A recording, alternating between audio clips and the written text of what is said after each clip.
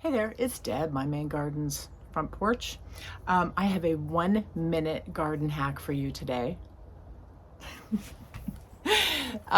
This is going to solve a problem for you. You know how when spring comes and you're walking around your garden beds and you're going, I think there's a plant there. I think I planted something there. I think, but nothing's coming up. So do I wait? Do I replace it? So here's a trick. It's fall, it's October. So I am now cutting back a lot of my perennials. After I cut them back, I put this where the perennial is.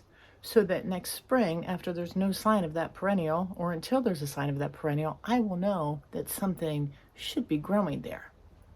Piece of cake. So how you do it? This is how I do it.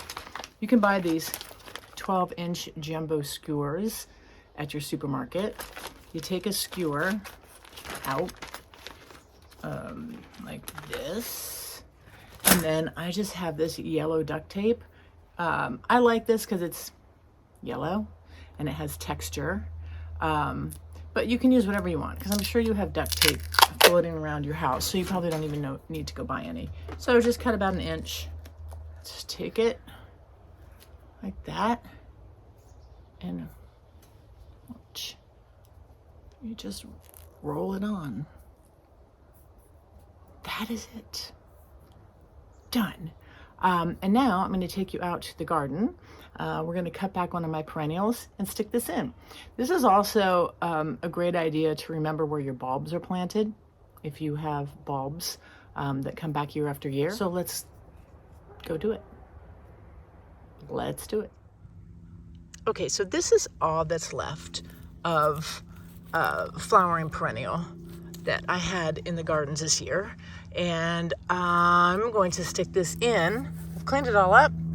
And so that way in the spring, I will know that something is there. If you can't get the stake in and you want to go deeper, boom.